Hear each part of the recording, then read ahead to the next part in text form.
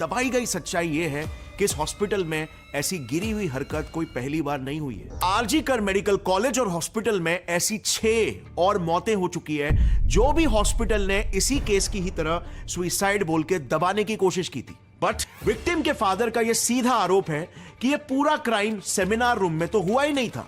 Murder करने के बाद बॉडी को बस वहां पर रख दिया गया। ऐसे एलिगेशंस लग रहे हैं कि उस हॉस्पिटल में एक सेक्स रैकेट चलता था, वहां पर इलीगल ऑर्गन्स की ट्रैफिकिंग की जाती थी और तो और वहां पर बहुत ही ट्विस्टेड किस्म की पोर्नोग्राफिक फिल्म्स की शूटिंग तक होती थी, जिसमें ड्रग्स रैकेट, सेक्स रैकेट या सेक्स एक्सप्लॉयटेशन ऐसी बहुत सारी चीजें आ रही हैं। लेकिन क्योंकि विक्टिम को हॉस्पिटल के ये सारे इलीगल धंधों के बारे में पता चल गया, इसीलिए उसे रास्ते से हटाने के लिए उसकी जान ले ली गई। एलिगेशंस तो ये भी लग रहे हैं कि दरअसल संजय रॉय मेन कल्प्रिट है ही नहीं, ये तो बस सिर्फ एक बलि का बकरा है जिसे हलाल होने के लिए आगे कर दिया गया। कॉलेज के जो प्रिंसिपल है ना, संदीप घोष, इन पर भी शक की सुई लटकी हुई है क्योंकि इस केस के बस 3 दिन बाद इन्होंने हॉस्पिटल से रिजाइन कर दिया और कुछ ही घंटों के बाद ही उन्हें पास ही के एक दूसरे हॉस्पिटल में प्रिंसिपल की जॉब भी मिल गई। आखिर में सबसे बड़ा एलिगेशन लग रहा है वेस्ट बंगाल के सीएम ममता बनर्जी और उनकी पार्टी टीएमसी पर। उनका मानना है कि संजय रॉय और प्रिंसिपल संदीप घोष टीएमसी के खास है।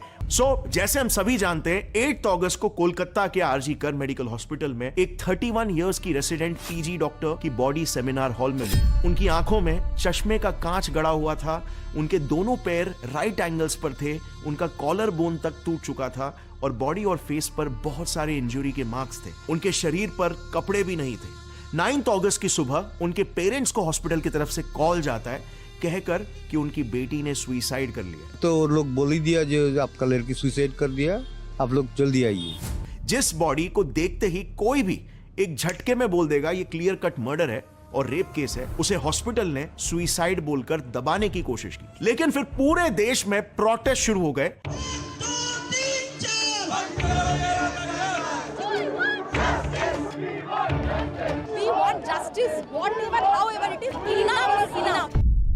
और अंत में संजय रॉय नाम के इस बंदे को पकड़ा गया जिसने फिर एक झटके में एक्सेप्ट भी कर लिया कि हां मैंने ये क्राइम कमिट किया है और उसने ये तक बोल दिया कि मुझे फांसी की सजा भी दे दो, मुझे चलेगा। ये केस आरजी कर हॉस्पिटल में कोई पहला केस नहीं है। सौमित्रा दास नाम की एक स्टूडेंट की डेड बॉडी उसके हॉस्टल रूम में पंखे से लटकी हुई मिली। अगेन मैनेजमेंट ने बड़े ही कन्वीनियंटली इसे सुसाइड बोलकर रातों रात दबा दिया। लेकिन सौमित्रा के पेरेंट्स ने यह क्लेम किया कि उनकी बेटी का सरासर मर्डर किया गया है। एक स्टूडेंट की भी मौत हुई थी, उसकी दोनों हाथों की नसें कटी हुई थी, यानी कि वापस से सुसाइड की तरफ इशारा। और फिर साल 2016 में आरजी कर के मेडिकल कॉलेज के एक प्रोफेसर के घर से उनकी सीवियरली डिकम्पोज बॉडी मिलती है। साल 2020 में एक 25 साल के जूनियर डॉक्टर ने आरजी कर के मेडिकल कॉलेज की बिल्डिंग से कूदकर सुसाइड कर ली। और इवन जस्ट पिछले साल 2023 में एक 23 इयर्स के इंटर्न की भी डेड बॉडी मिलती है। Reason drug overdose. 2001 का सौमित्र दास वाला केस आपको याद है ना, जिसकी बॉडी उसके हॉस्टल रूम में लटकी हुई मिली थी और उसे सुसाइड बोल के केस क्लोज कर दिया गया। लेकिन सौमित्रा के पेरेंट्स का यह कहना था कि उनके बेटे का मर्डर हुआ है। सो अगर आप चितपुर पुलिस की इन्वेस्टिगेशन रिपोर्ट देखोगे ना, तो उसमें क्लियरली ये मेंशन्ड है कि सौमित्रा की बॉडी के साथ फाउल प्ले किया गया था। पहली बात तो रिपोर्ट बताती है कि उसके थ्रोट में एक रुमाल डाल के उसे चोक किया गया था, और दूसरी बात क्राइम सीन पर जो नायलॉन की रस्सी मिली थी उसे देखकर ही खुद आरजी कर मेडिकल कॉलेज के एक डॉक्टर अपूर्वा बोस ने तभी ऑब्जेक्ट कर दिया था कि कोई भी इंसान इतनी पतली नायलॉन की रस्सी से फांसी लगा ही नहीं सकता। इस केस के बाद कॉलेज के कई सारे स्टूडेंट्स ने मीडिया इंटरव्यूज में कहा कि उनके कॉलेज में एक सेक्स रैकेट चालू है, जो बात काफी लोगों को पता है। लेकिन सौमित्रा के केस में जो हुआ था उसके वजह से सौमित्रा की जान चली गई, क्योंकि उसकी जीएफ इस रैकेट की विक्टिम बन गई थी, जिसे बचाने के लिए वो इस रैकेट को पब्लिकली एक्सपोज करने वाला था। बेसिकली टाइम्स ऑफ इंडिया को 2001 में दिए इंटरव्यूज में वहां के स्टूडेंट्स ने बताया कि उस हॉस्पिटल में पोर्नोग्राफिक फिल्म की शूटिंग की जाती थी और इसके लिए वहां के स्टूडेंट्स को या फिर बाहर से सेक्स वर्कर्स को बुलाया जाता था। यहां तक कि वहां पर नेक्रोफीलिया से रिलेटेड पोर्नोग्राफी, यानी कि डेड बॉडीज के साथ सेक्स तक शूट करके उसे सेल किया जाता था। स्टूडेंट्स का यह भी कहना था कि ये फिल्म्स पूरे हॉस्पिटल में कहीं पर भी, from classrooms to seminar halls to hostel rooms, हर जगह इसकी शूटिंग होती थी और इसके बारे में सारे अथॉरिटीज को पता था। कई बार तो आरजी कर मेडिकल कॉलेज के फीमेल स्टूडेंट्स की फोटोज को तक लेकर पोर्नोग्राफिक कंटेंट में मॉर्फ कर दिया जाता था। ऐसे भी बताया जाता है कि इसके पीछे वहां के कुछ सीनियर डॉक्टर्स का भी हाथ था। किस कॉलेज में डेड बॉडीज का यूज ऑर्गन ट्रैफिकिंग के लिए भी किया जाता था। दावा है कि ट्रिनी डॉक्टर को ह्यूमन ऑर्गन ट्रैफिकिंग का पर्दाफाश करने की कोशिशों के चलते मारा गया है। 8 अगस्त को जब ये क्राइम हुआ और सोशल मीडिया में एकदम से वायरल हो गया, तो मीडिया ने वहां के कुछ स्टूडेंट्स का इंटरव्यू लिया। हिंदू पत्रिका को दिए इंटरव्यू में कुछ स्टूडेंट्स ने यह क्लेम किया कि हॉस्पिटल में कई डेड पेशेंट्स की अनक्लेम्ड बॉडीज को ऑटोप्सी के बहाने कॉलेज लाया जाता था और फिर प्रैक्टिकल्स के बहाने उनके ऑर्गन्स को निकाल दिया जाता था। और ये बात विक्टिम डॉक्टर जिनके साथ अभी हाल ही में क्राइम हुआ उन्हें पता चल चुकी थी और वो भी इस नेक्सस को एक्सपोज करने ही वाली थी और इसीलिए उसका भी मर्डर कर दिया गया। 9 जनवरी 2023 की एक रिपोर्ट मिली जो भी यही क्लेम कर रही थी कि उस हॉस्पिटल में ऑटोप्सी के लिए जो भी पेशेंट्स की बॉडीज आती थी उन बॉडीज को वहां से स्टूडेंट्स के डाइसेक्शन प्रैक्टिकल्स के नाम पर यूज कर लिया जाता था, जो कि सरासर इलीगल है। 18 अगस्त 2019 को आरजी कर मेडिकल हॉस्पिटल में एडमिटेड एक 69 इयर्स के आदमी शंभुनाथ दास की मौत हो जाती है। इसके बाद हॉस्पिटल ने उनके परिवार को उनकी बॉडी एक प्लास्टिक में रैप करके भेज दी। अब ये बात उनके बेटे को थोड़ी सी अजीब लगी और इसीलिए बॉडी को चेक करने के लिए जब उसने प्लास्टिक हटाया, उसके फादर की दोनों आंखें गायब थी। हॉस्पिटल ने उसके फादर की दोनों आंखें निकाल ली थी और वो भी परिवार को पूछे बिना। अब इस बात पर जब उनके बेटे ने कंप्लेन की तो बस सोचो उसे क्या रीजन दिया गया। उसे बोला गया कि उनके फादर की आंखें चूहे खा गए।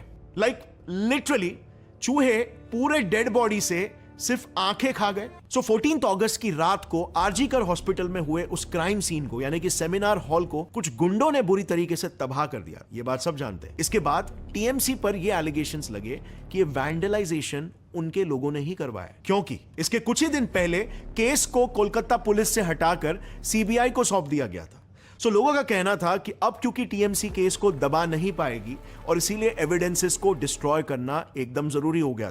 इंडियन एक्सप्रेस ने हाल ही में एक रिपोर्ट इशू की जिसमें उन्होंने बकायदा उस प्रोटेस्ट में मौजूद लोगों को आइडेंटिफाई करके उनके टीएमसी से लिंक्स चेक करने की कोशिश की और उन्हें ये रिजल्ट्स मिले। ये है सौमिक दास जो इमरजेंसी बिल्डिंग के कई हिस्सों में तोड़फोड़ कर रहा था। ये वहां के local TMC councillor Sukanta Sen Sharma के लिए काम करता है, ऐसा लोकल्स ने इंडियन एक्सप्रेस को बताया। बट इंटरेस्टिंगली सुकांता ने इसे पार्टी मेंबर मानने से ही मना कर दिया।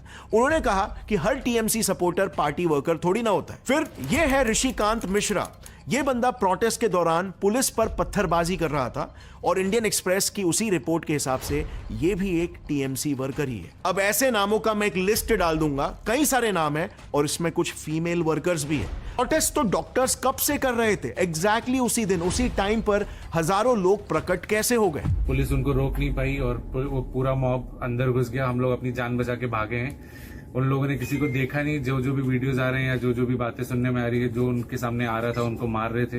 हम पेशेंट पार्टी सबको उन्होंने मारना स्टार्ट कर दिया। डॉक्टर्स को भी बहुत ज्यादा चोट लगी है।